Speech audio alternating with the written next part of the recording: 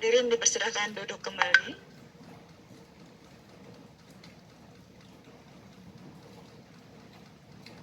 Bapak Ibu hadirin yang berbahagia, sebelum kita memasuki acara inti, saya akan membacakan susunan acara kita pada pagi hari ini. Acara pertama diawali dengan sambutan oleh Bapak Kepala Pusat Jasa Informasi Perpustakaan dan Naskah Nusantara, Bapak Teguh Purwanto. Acara berikutnya adalah paparan materi yang akan dimoderatori oleh Ibu Ade Farida, selaku Acquisition of LOC.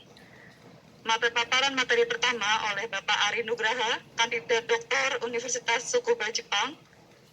Selanjutnya paparan materi kedua akan disampaikan oleh Ibu Kolarensi Naibahu, Pustakawan Referensi Universitas Indonesia. Dilanjutkan, acara berikutnya adalah sesi tanya jawab yang bisa dilakukan melalui online dengan fitur resen dan kolom Q&A. Dan acara terakhir adalah acara penutup. Para hadirin yang saya hormati, memasuki acara pertama, kami persilahkan Bapak Teguh Purwanto untuk memberikan sambutan. Kepada Bapak Teguh Purwanto, kami persilahkan. Terima kasih. Suaranya sudah terdengar? Bagaimana suaranya sudah terdengar? Sudah ya? Assalamualaikum warahmatullahi wabarakatuh. Selamat pagi, salam sejahtera bagi kita semua. Om Swastiastu, Namo Buddhaya, salam kebajikan. Yang saya hormati para pejabat struktural dan fungsional di lingkungan Perpustakaan Nasional. Yang saya hormati Presiden Ikatan Sarjana Ilmu Perpustakaan dan Informasi Indonesia. Yang saya hormati narasumber Bapak Ari Nugraha, kandidat doktor di Universitas Tsukuba Jepang. Ibu Kolarensi Naibahu, Pustakawan Referensi Universitas Indonesia. Ibu Ade Farida, Head of Akuisisi Library of Congress di Indonesia. Dan yang saya banggakan, Pustakawan Perpustakaan Nasional serta seluruh peserta kegiatan yang hadir secara daring dan luring. Pertama-tama kita panjatkan syukur kepada Allah Subhanahu wa Ta'ala atas nikmat sehat yang kita terima sehingga kita dapat berkegiatan, berkumpul dan mengembangkan kompetensi pada hari ini, baik secara luring dan daring. Nikmat sehat merupakan kondisi yang baru terasa pentingnya ketika kita kehilangan. Terlebih lagi di situasi pandemi COVID-19, mari kita terus patuhi protokol kesehatan dengan memakai masker, mencuci tangan, dan menjaga jarak, serta menjalani vaksinasi untuk membentuk herd immunity. Para peserta yang saya hormati, perpustakaan adalah lembaga yang terus berkembang atau living organization. Perpustakaan harus mampu mengembangkan layanannya dalam rangka mempertemukan kebutuhan informasi masyarakat dan informasi yang sesuai dengan kebutuhannya. Niscaya akan memberikan nilai kepada masyarakat. Jiwa dari layanan perpustakaan adalah layanan referensi. Layanan referensi tidak membiarkan pemustaka keluar dari perpustakaan dengan tidak terjawab kebutuhan informasinya. Demikian yang diungkapkan oleh Samuel Green yang mencetuskan layanan referensi. Perwujudan layanan referensi di perpustakaan adalah layanan tanya pustakawan atau dikenal pula dengan istilah Ask a Librarian. Layanan tanya pustakawan merupakan layanan profesional yang disajikan perpustakaan. Layanan tanya pustakawan menjadi tempat masyarakat bertanya dan mendapat bantuan penelusuran data, informasi, dan bahan bacaan termasuk memberikan pengajaran penelusuran informasi. Para peserta yang saya hormati, internet menjadi lautan informasi sekaligus menjadi lautan sampah informasi. Tidak semua orang mampu menemukan informasi yang dibutuhkannya. Masyarakat mungkin ada dan banyak yang terhanyut dan tenggelam dalam lautan informasi, bahkan menelan sampahnya. Layanan memberikan jawaban, bantuan penelusuran, dan juga bimbingan serta pengajaran kemampuan literasi akan mengambil andil untuk mengisi celah penguatan budaya literasi masyarakat. Layanan Tanya Pustakawan bertransformasi menjadi Tanya Pustakawan virtual untuk dapat menjangkau wilayah yang luas. Sarana komunikasi seperti email dan chat akan mampu menghilangkan batas geografis. Layanan ini adalah layanan referensi yang nantinya diselenggarakan oleh perpustakaan. Layanan peserta yang saya hormati. Di belakang layanan Tanya Pustakawan terdapat pustakawan referensi. Pustakawan bergengsi karena kompetensinya yang mampu mumpuni sehingga mampu menjawab seluruh pertanyaan dan kebutuhan informasi masyarakat. Kompetensi literasi informasi dan kompetensi komunikasi interpersonal menjadi dua komponen dasar yang harus dimiliki oleh pustakawan referensi. Jargon bahwa pustakawan tidak mengetahui semuanya namun dapat mencari semuanya bukanlah hal yang ringan, namun bukan berarti tidak dapat dicapai. Menyatakan kata tidak ada menjadi tabu karena pustakawan referensi mempunyai jurus merujuk dengan terlebih dahulu memastikan bahwa tempat rujukannya memang mempunyai informasi yang dibutuhkan. Rujukan yang dilakukan bukan jurus berkelit, yang penting pertanyakan selesai dijawab.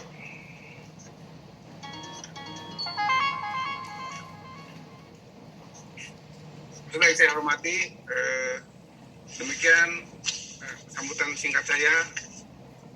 Wassalamualaikum warahmatullahi wabarakatuh.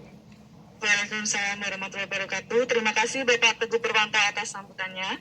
Baik, para hadirin sekalian, tiba di acara inti. Pemaparan materi hari ini akan dibantu oleh Ibu moderator kita, ada Ibu Ade Farida. Waktu dan tempat kami persilakan. Silakan menaiki di atas panggung, Ibu. Beserta Ibu narasumber.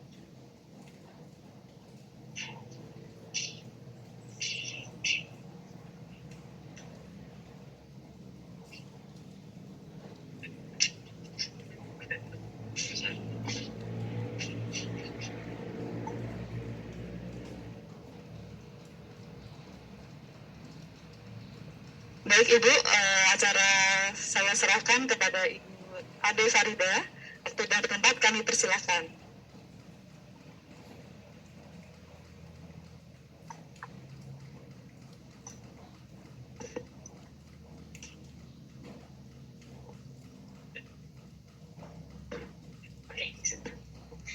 Oke, terima kasih Mbak. Selamat pagi semua teman-teman, baik yang ada di Perpustakaan Nasional maupun yang terhubung di daring. Saya lihat ada sekitar 400 sekian, 500 sekarang, 500 peserta yang ada di daring. Selamat pagi semua, salam sehat selalu, dan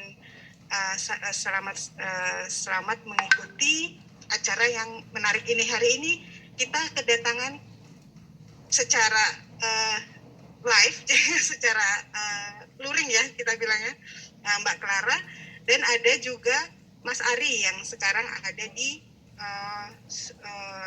Jepang. Mungkin bisa di-share untuk ininya Mas Ari ya.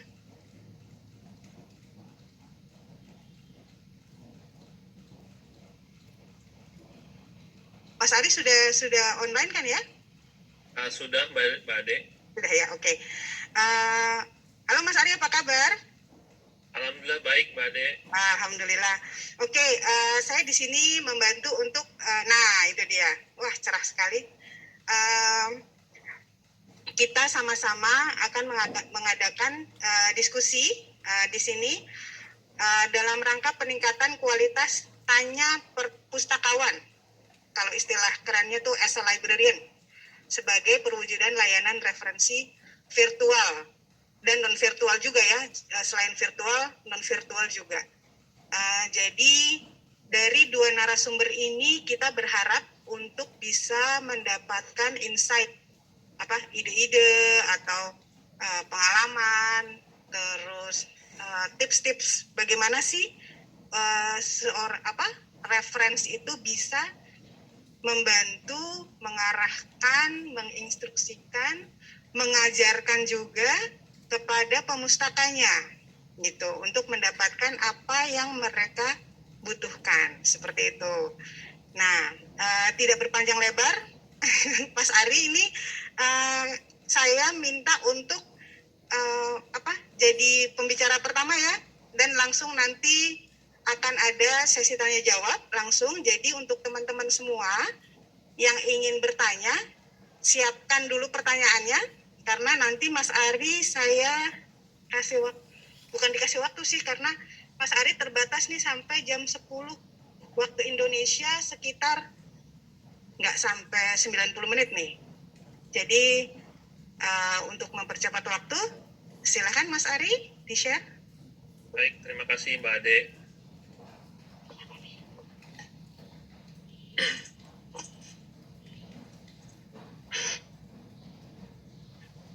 Apakah sudah terlihat presentasi saya? Oke, sudah. Oke. Ya, terima kasih semuanya. Pertama-tama, Assalamualaikum warahmatullahi wabarakatuh. Salam sejahtera bagi kita semua. Semoga teman-teman, rekan-rekan di Indonesia dalam keadaan sehat walafiat ya di masa-masa pandemi ini. Terima kasih pertama-tama untuk Perpustakaan Nasional dan ICP yang sudah mengorganisir acara ini dan mengundang saya untuk berbagi. Presentasi saya tidak akan banyak, ya.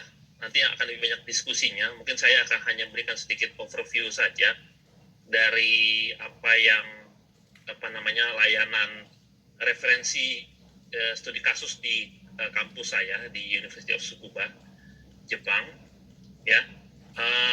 Pertama-tama saya mau menyapa dulu narasumber lain, Mbak Clara. Apa kabar Mbak Clara?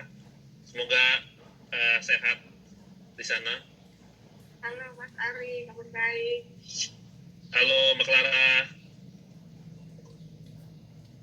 Baik, mungkin saya... Sudah Mas Ari, sorry, belum di-on kan mikrofonnya. Kelamaan nggak ketemu mikrofon jadi begini ya. Gitu ya? Pulang cepet ya. Pulang cepat ya. Mohon doanya biar saya pulang cepat. Amin, amin. Oke, terima kasih. Baik, saya akan segera mulai saja. Mungkin pertama-tama saya akan share dulu ya soal perpustakaan di lingkungan University of Tsukuba, di tempat saya sekarang sedang studi, ya. Status saat ini adalah mahasiswa ya. Nah, jadi pada intinya kalau mungkin ini sama dengan perpustakaan perguruan tinggi lain di kampus saya saat ini. Perpustakaan dibagi menjadi 5 bagian. Pertama itu Central Library, ya. Ini perpustakaan pusat yang ada di main kampus. Kemudian ada perpustakaan punyanya Fakultas Seni dan Olahraga, ya. Ini Art and Physical Education Library. Karena salah satu University of Tsukuba ini terkenal juga dengan program olahraganya, ya, banyak atlet dari sini. Kemudian ada juga Medical Library. Medical Library ini khusus untuk mahasiswa di bidang medical, ya. Yang menarik posisinya dekat sekali dengan rumah sakit, ya, rumah sakit kampus, ya. Jadi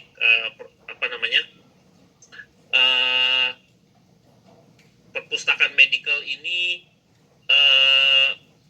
University of Tsukuba punya rumah sakit kampus, ya. Nah, itu posisi perpustakaan ini lokasinya dekat dengan rumah sakit. Kemudian ada lagi library and information science. Nah, ini library yang ada di fakultas saya sekarang saat ini. Jadi saya saat ini graduate school saya itu ada di bawah Faculty of Library and Information Science. Nah, ini perpustakaan khusus yang ada di lingkungan Faculty of Library and Information Science, ya. Jadi kalau dulu sejarahnya di Universitas Tsukuba ini, fakultas saya itu sebenarnya bukan bagian dari University of Tsukuba. Jadi emang dari awalnya ini adalah University of Library and Information Science pertama di Jepang.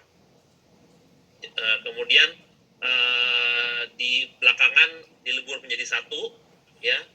menjadi University of Tsukuba karena lokasinya dekat dengan faculty yang lain. Jadi akhirnya kita bergabung menjadi satu. Oke.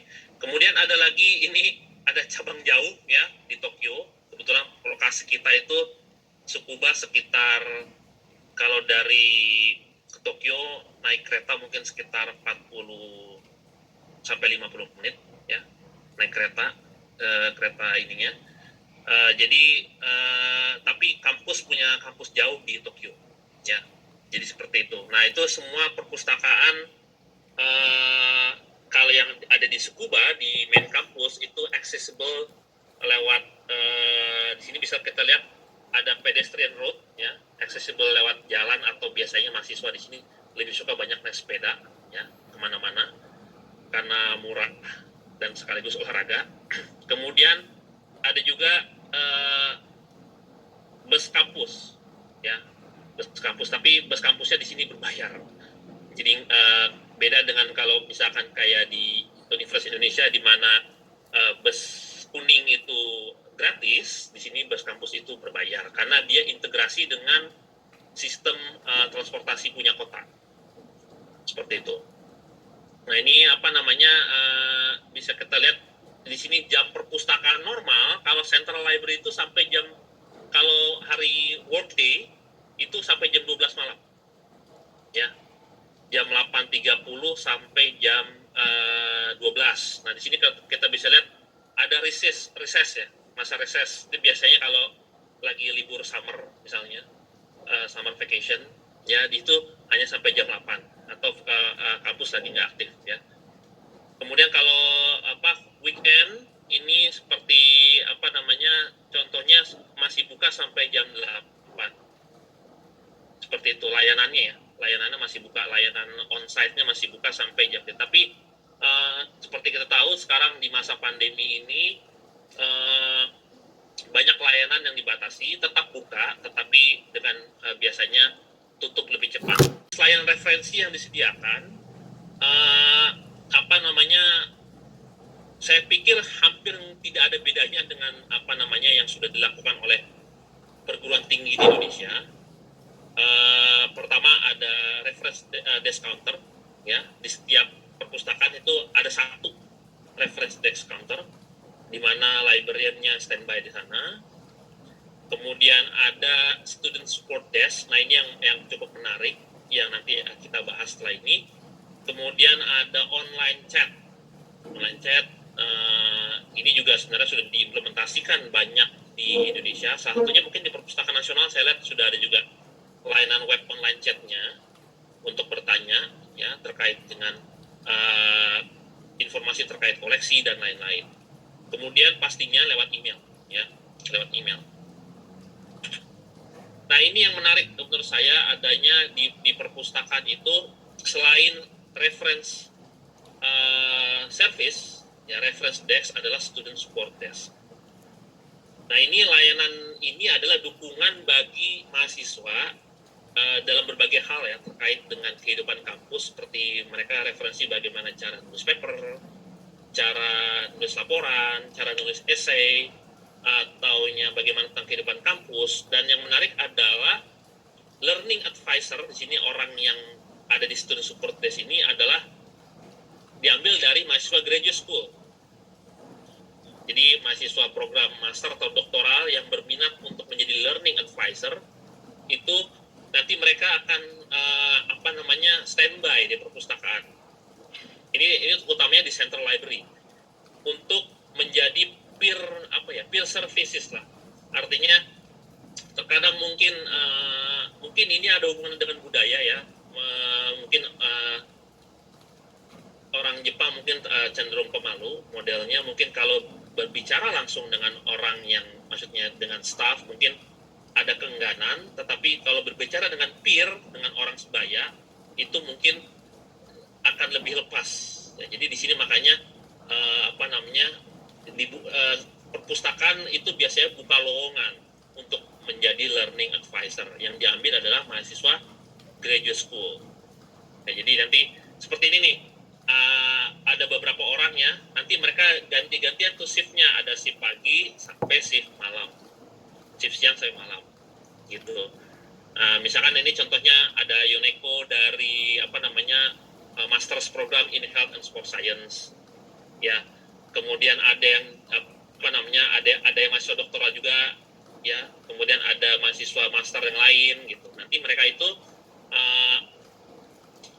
akan menjadi semacam support advisor lah, gitu. Learning advisor itu kan sebenarnya memang supervisor kita harusnya ya, profesor ya. Tapi dalam hal ini mereka membantu support di level yang lebih lebih membumi lah, seperti itu. Jadi ini menarik, artinya layanannya itu tidak hanya melibatkan pustakawan, tetapi juga melibatkan stakeholder. Dalam hal ini kan mahasiswa juga stakeholder ya perpustakaan. Artinya mereka diajak untuk bergabung dan membantu layanan reference. Dalam hal ini adalah mahasiswa graduate school, bukan mahasiswa bachelor ya, undergraduate, karena di mahasiswa undergraduate, bachelor biasanya lebih sibuk dengan course, dengan perkuliahan. Tapi kalau mahasiswa graduate school, master di Jepang itu mereka memang fokusnya riset, ya, untuk menjadi publikasi, seperti itu. Nah, nanti ini menarik. Saya nggak tahu apakah di Indonesia sudah ada yang menerapkan atau belum. Nah, jadi ini bisa menjadi semacam inovasi untuk layanan salah satu support, ya, atau reference desk. Kemudian layanan referensi virtual, saya pikir nggak ada yang istimewa ya dengan dengan University of Tsukuba, sama.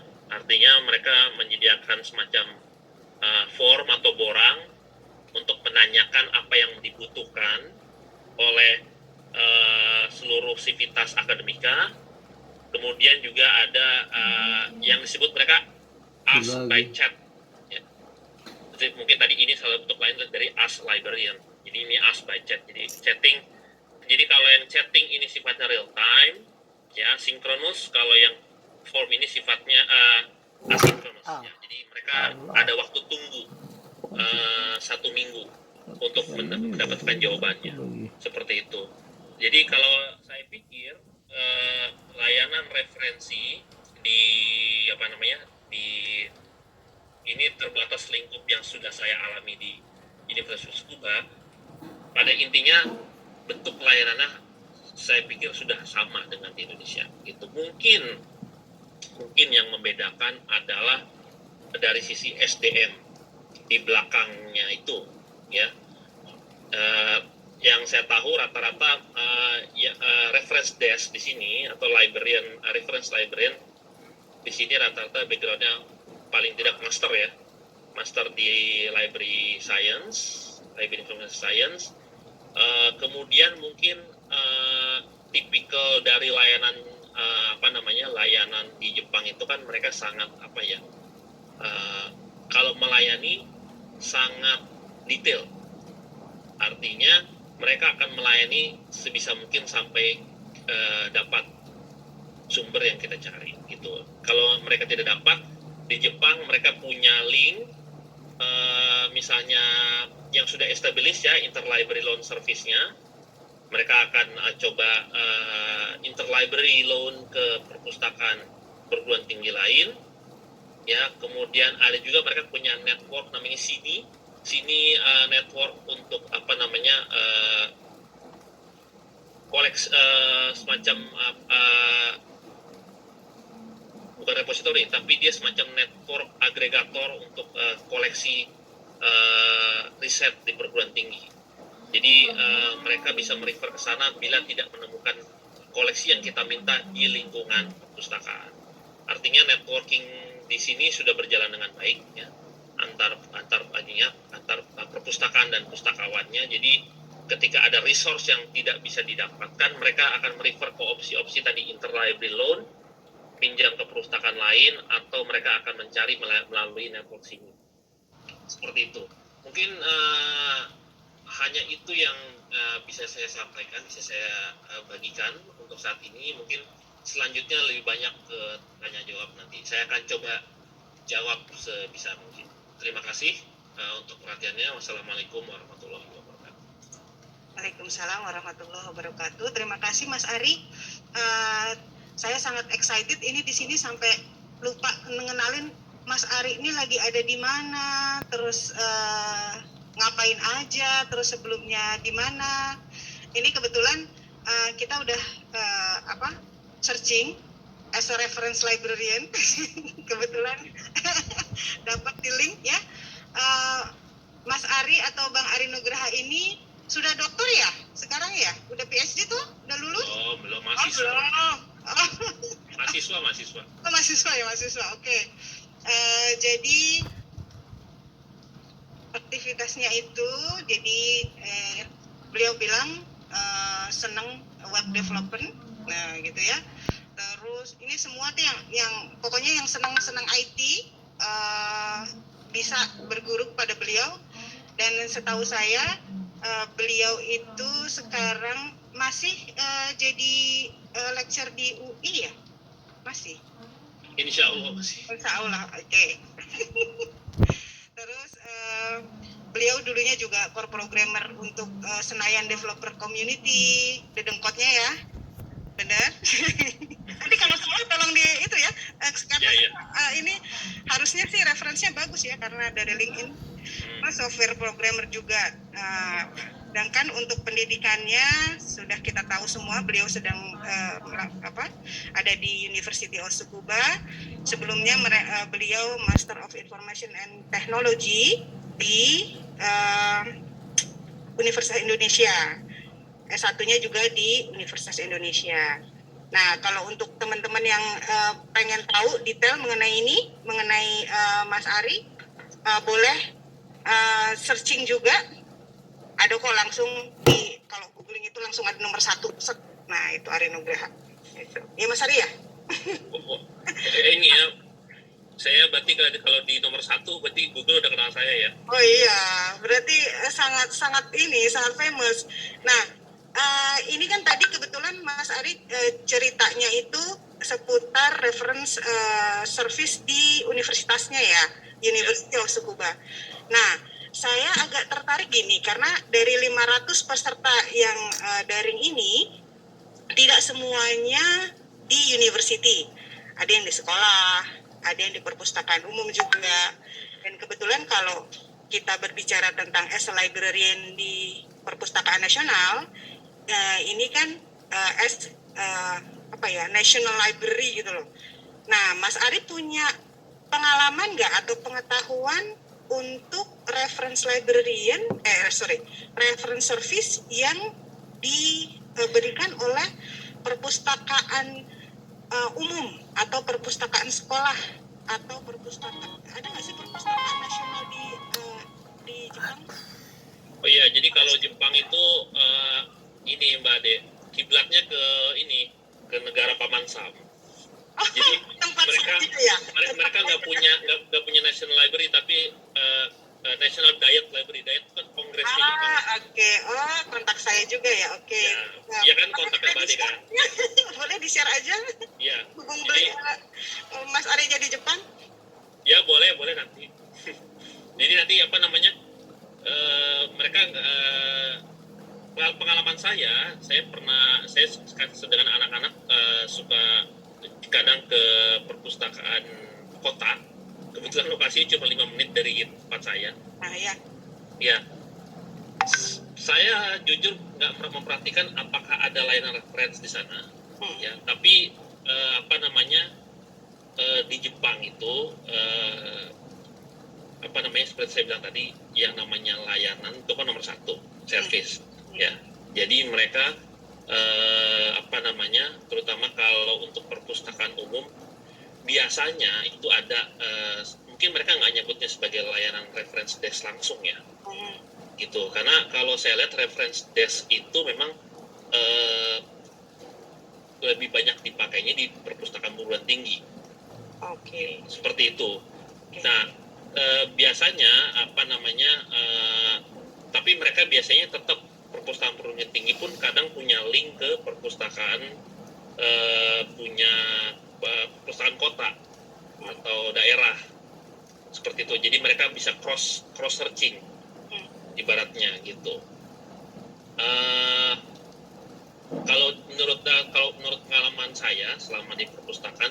mereka itu cenderung apa ya, cenderung punya fasilitas yang memadai. Misalnya nih, contohnya nih, kalau di perpustakaan perpustakaan umum di dekat tempat saya tinggal itu OPEC, ya, online public access-nya itu untuk yang orang biasa dengan untuk anak-anak dibedakan. Oh gitu ya, oke. Iya bagus sih ya, jadinya lebih fokus gitu. Ya, jadi yang untuk anak-anak biasanya OPEC-nya itu dibuat lebih fontnya lebih besar, lebih mudah dilihat, kemudian minim feature biasanya, dan itu lebih simple modelnya, untuk agar anak-anak pun bisa mencari di situ kan apa yang mereka butuhkan gitu. Nah, kalau OPEC yang searching untuk yang biasa itu nanti dibedain lagi untuk lebih detail seperti itu. Jadi untuk reference desk saya jujur belum pernah, di tempat saya belum lihat ada atau tidak reference desk gitu. Hanya librarian counter aja di situ disebutnya gitu, nggak spesifik itu disebut sebagai reference desk. Seperti itu sih. Ya, thank you Mas Ari sharingnya. Kalau nggak salah Mas Ari kan ada 2 ya, putra putri ya. Ya. Nah, saya mau tanya, pernah sharing nggak kalau di sekolah mereka perpustakaannya kayak apa? Siapa tahu ada referensinya juga, pernah nyoba gitu. Karena kalau yang nanti mungkin kalau yang untuk universitas tadi seperti sudah dijelaskan. Kalau saya juga ada pertanyaan lagi sih, tapi saya sambil nunggu nih, mungkin teman-teman yang dari 500 yang ikut ini sudah punya pertanyaan, nanti akan saya bacakan atau Mas Ari bisa lihat di web. Cuma saya penasaran aja kalau perpustakaan sekolahnya kayak apa. Mungkin anaknya pernah cerita, pernah datang gitu, pernah. Di sini perpustakaan sekolah itu karena anak saya dua-duanya kan sekolahnya di sekolah negeri ya di sini, sekolah negeri. Nah, di sini sekolah itu mau negeri mau swasta standarnya sama. Artinya standar sama apa? Fasilitas sama. Contoh, yang namanya sekolah itu harus punya lapangan bola, harus punya lapangan bola, oke. Lapangan bola harus punya yang namanya sepatu, harus punya lapangan bola. Bukan futsal. bukan. Harus punya lapangan indoor atau gym, ya. Terus harus punya taman segala macam. Itu standar di sini, dan juga salah satu juga pastinya perpustakaan. Tetapi kalau dari pengalaman saya pernah datang ke sekolah pertemuan, mereka nggak fokus ke perpustakaan sekolah kayaknya. Mereka ketika mereka minta mahasiswanya membaca, itu biasanya mereka arahkan ke perpustakaan kota. Oh, justru diarahin ke perpustakaan kota ya? Ada perpustakaan, tapi kalau saya lihat di pengalaman saya, di situ tidak ada librarian spesifik, school librarian-nya. Okay. Nah, tapi berbeda ya, ini kan national school ya, sekolah negeri. Gitu. Tapi kalau yang swasta itu biasanya layanan unik atau layanan yang berbeda dari sebelumnya. Nah, ini nggak dijelasin layanan uniknya seputar reference atau tidak. Tapi boleh share aja Mas Ari. Ya, selama pandemi ini, sebentar ya, saya tadi juga baca guideline-nya. Selama pandemi ini layanan tidak ada yang berbeda kecuali treatment tadi misalkan jam availability-nya berkurang. Kemudian kalau mau tatap muka tadi ada prosedur prokes. Tapi sepertinya tidak ada layanan unik selama pandemi. Gitu. Kecuali mungkin layanan reference virtual mungkin saya tidak lihat statistiknya ya, karena saya nggak bisa dapat datanya. Bisa jadi layanan referensinya meningkat ya, secara terutama untuk chat pertanyaan seputar riset gitu. Mungkin nanti bisa dikonfirmasi ke Mbak Clara, mungkin bisa di UI kayak bagaimana, mungkin mirip-mirip kali ya. Mungkin ya, bisa jadi. Boleh Mbak Clara.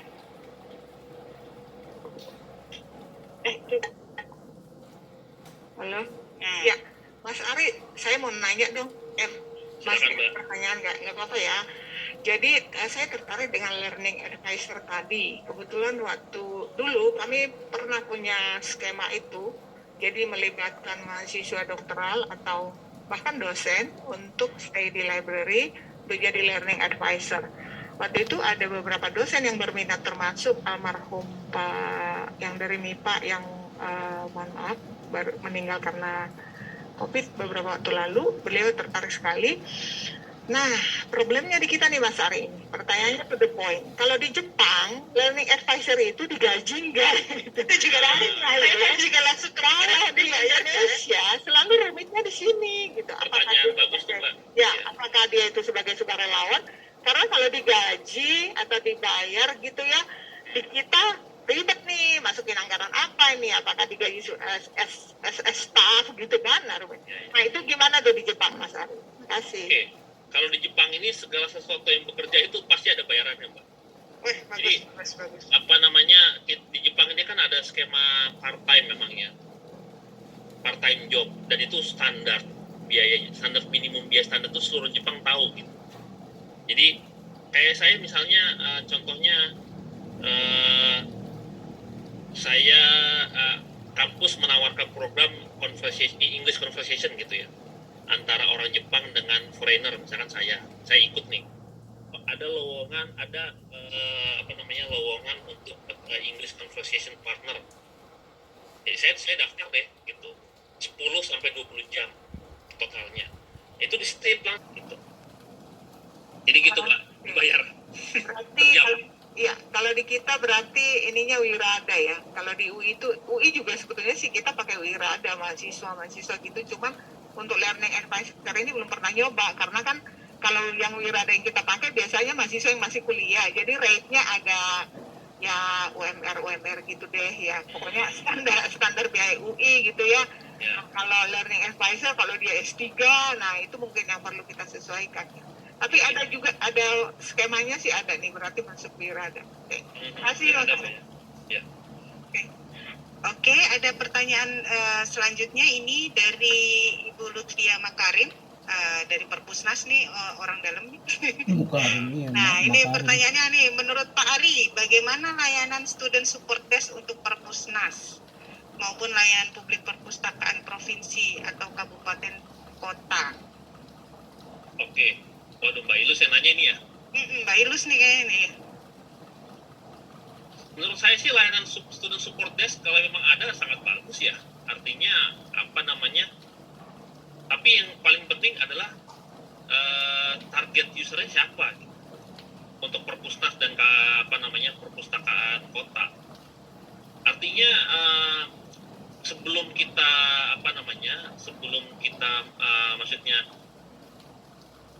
layanan seperti ini kan harus dievaluate ya. Maksudnya ataupun sebelum diadakan sebaiknya kita bikin semacam studi kecil dulu gitu. Siapa yang akan menggunakan ini? Target usernya siapa? Seperti itu kalau menurut saya. Kalau di perguruan tinggi sudah jelas, Mbak Kara juga tahu, pasti faculty members itu jadi stakeholdernya, usernya pasti udah jelas karena mereka memang tujuannya harus siap. Tapi kalau untuk perpustakaan nasional, perpustakaan kota dan lain-lain, mungkin harus di-define dulu siapa targetnya, seperti itu, dan signifikan atau tidak gitu. Jadi saya nggak tahu ya, saya belum pernah baca studi mengenai signifikansi soal layanan student support desk di perpustakaan nasional atau untuk di perpustakaan kota. Tapi kalau itu diadakan dan targetnya jelas, saya pikir sangat bagus gitu. Dan mungkin sistemnya kita tidak sistem tunggu, tapi sistemnya jemput bola mungkin. Kalau menurut saya sih seperti itu. Mungkin semoga menjawab ya. Semoga menjawab ya Mbak Ilus. Mungkin kalau ada pertanyaan tambahan boleh. Ini selanjutnya dari Alberto dari Perpusnas, Mas Albert yang di sini ya kalau nggak salah. Oke, sip. Nah, tadi udah kenalan nih. Lulusan dari UPI, betul? Oke. Jika di Subasa, as librarian, pertanyaan apa aja yang bisa dipertanyakan? Dan berapa lama waktu penyelesaian pertanyaannya? Karena kebetulan tadi saya ngobrol-ngobrol sebentar dengan Mas Alberto, di Perpustakaan Nasional keren loh, itu sampai dengan 100 ya sehari chat. Nah, rata-rata 100. Lumayan gempor loh. Satu orang gitu reference library. Reference library-nya ada 4. Hanya ada 4 untuk national wide. Oke, ya. Oke, saya coba jawab ya. Ya, silakan. Oke. Nah, ini semua sudah di informasi terkait apa saja pertanyaan yang boleh diajukan, apa saja yang tidak boleh diminta, itu sudah ada di website. Ada juga yang tidak boleh diminta. Ada, jelas. Mereka udah jelas state bahwa misalnya gini nih, misalnya layanan kami tidak melayani penerjemahan. Misalnya. Oke. Karena ada juga mahasiswa minta tolong bisa tolong diterjemahin nggak gitu. Ya benar. kalau reference library-nya sangat baik sekali sih silakan saja dan waktunya, tapi kan mereka punya waktu tunggu, kemudian punya level of quality-nya sampai harus seberapa, dan dan di sini kan tadi mereka ketika melayani satu orang itu harus benar-benar sampai satisfied gitu. Sampai details ya. Sampai detail seperti itu. Jadi ada sebentar. Saya juga tadi sebelumnya sudah lihat layanan-layanannya. Nah, ini juga informasi yang sangat bagus. Saya juga nggak kepikiran tuh ada term and condition applied yang biasanya kan hal-hal yang kami jawab. FAQ tuh nih kayak gini, tapi tidak ada hal-hal yang tidak bisa kami jawab. Itu bagus juga sih. Jadi nggak tahu Mbak Clara di UI ada nggak? Nggak ada ya? Oke, untung nggak ada yang minta. Oh iya, jadi ini insight bagus nih, udah bagus nih. Bentar dulu, jangan dulu. Jangan dulu ya, ntar jadi nggak jawab semua gini. Saya nggak bisa jawab ini. Menurut saya itu justru keunikan di Indonesia. Gini, Ya Mbak Clara ya. Indonesia. Reference library di Indonesia tuh sangat baik sekali. Soalnya konfidensial kali ya, yang konfidensial nggak boleh ya. Ya pastinya konfidensial nggak boleh. Nicknya orang Indonesia kan palu gada ya. Apa lu mau gua ada? Nah itu di khas Indonesia. Jadi jangan sampai itu dihilangkan. Soalnya tadi Pak Teguh bilang nggak boleh bilang nggak boleh tuh kalau reference library nggak boleh bilang nggak tahu gitu. Jadi harus tahu semua. Terkait dengan hal itu menarik ya. Jadi kalau orang Jepang itu anti yang namanya ngomong enggak. Mereka akan menghaluskan itu dengan bahasa lain, dengan kata-kata lain. Misalnya, mencari ini ya, gitu.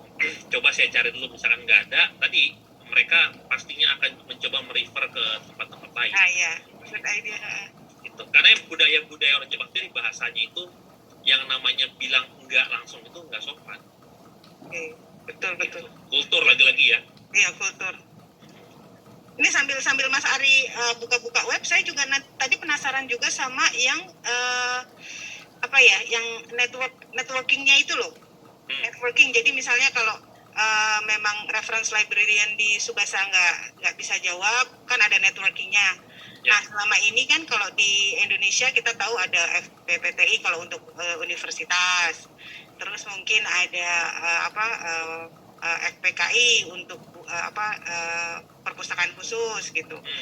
Nah, itu ada seperti itu juga atau memang lebih ke mereka jadi satu semua gitu. Walaupun kalau kita kan ya pustakawan di kita saling kenal, dia yang di perpustakaan perguruan tinggi kenal sama perpustakaan khusus dan yang sebagainya.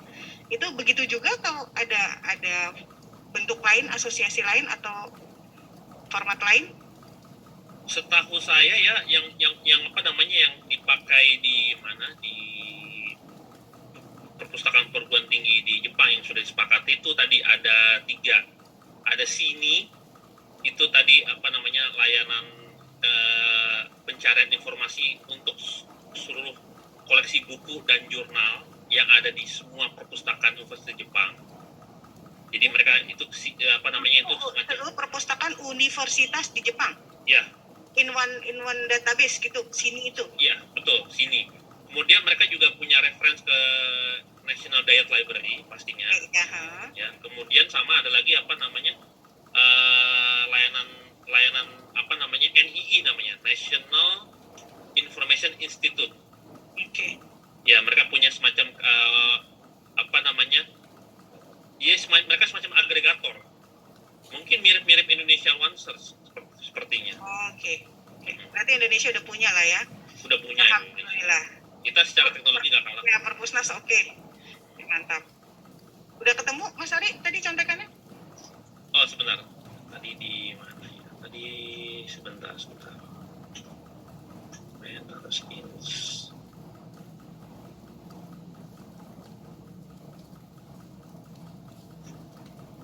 Kalau Mbak Clara, kalau di UI mirip-mirip kayak gitu ya, maksudnya tadi ada untuk reference library-nya ada yang reference desk sudah pasti, student corner ada juga ya. Sebagian hampir semua mirip sih, malah saya agak excited juga ya, ternyata apa yang kita lakukan kayaknya lebih banyak yang dilakukan. Emang Ya. Indonesia itu khas banget ya gitu. Jadi Keren. harusnya yang nggak tupoksinya juga mungkin kan kita nggak enakan ya, masyarakat yang nggak enakan gitu. Mirip-mirip kayaknya Itu mirip-mirip yang Jepang juga. penerjemahan kayak gitu tuh Mas Ari itu Serius? juga, iya, Dibantuin?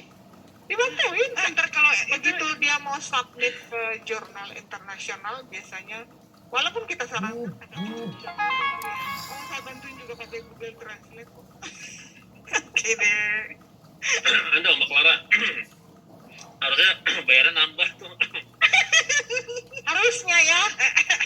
Aduh, rektor UI harusnya denger deh. Jaga. karena gini, karena di sini kan apa namanya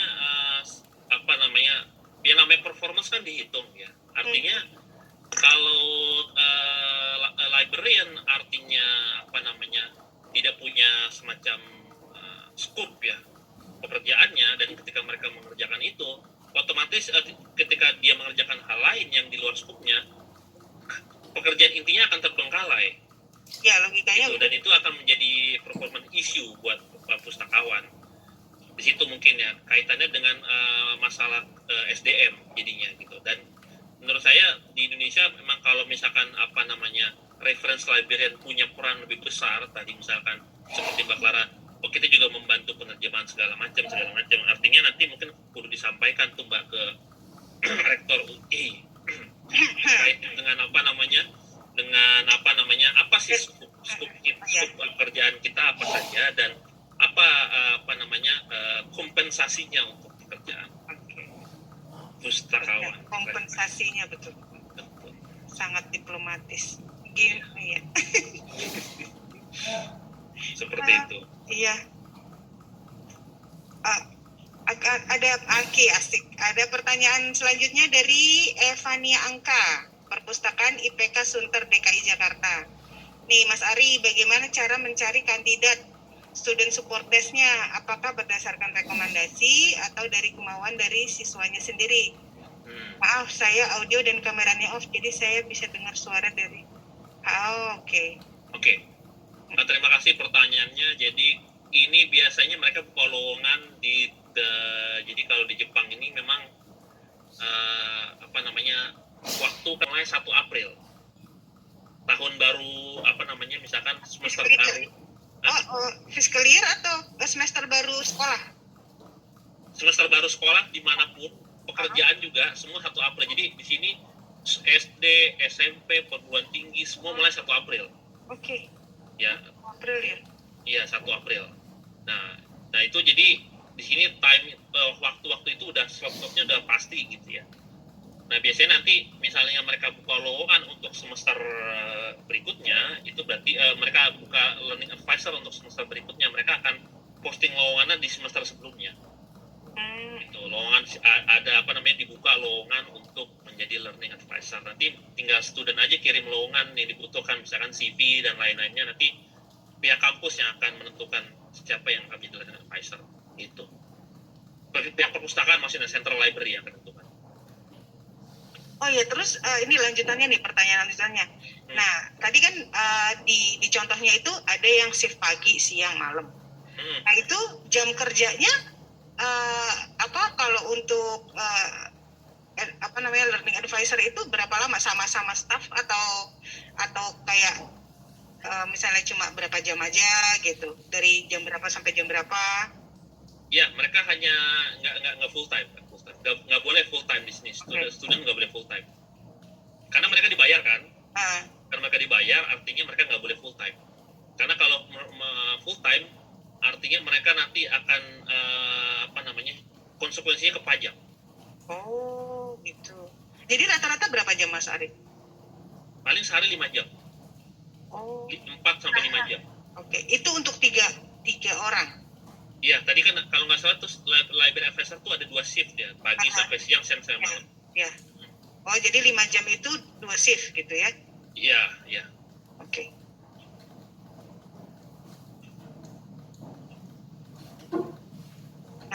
Oke. Nah, ini dari Purwokerto ada pertanyaan dari Soiman, Universitas Jenderal Sudirman, Purwokerto.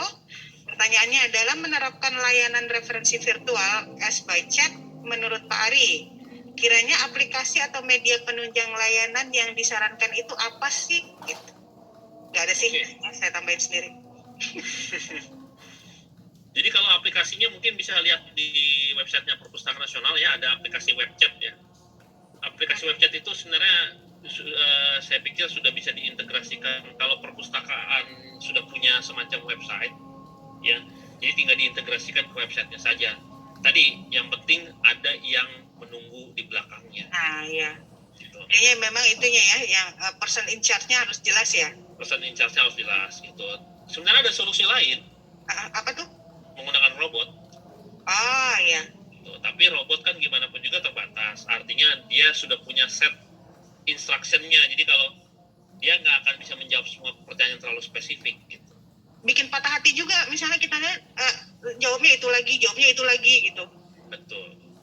Ya, dia nggak ngerti perasaan hati kita Iya, gimana, lagi stres apa enggak gitu. Nggak bisa bilang gini, no hard feeling ya hard feeling lah gitu. Ya, no hard feeling ya hard feeling gitu. Gitu. Betul. Thank you. Oh, Jangan-jangan Mbak Clara juga jadi tempat curhat. nah, iya kayaknya nih ya. Ya termasuk itulah, tapi kan itu saya nggak nganggap itu sebagai bagian dari pekerjaan sih. Mungkin wajah saya dianggap cocok jadi konsultan segala persoalan, jadi didengarkan saja begitu Mas Ari.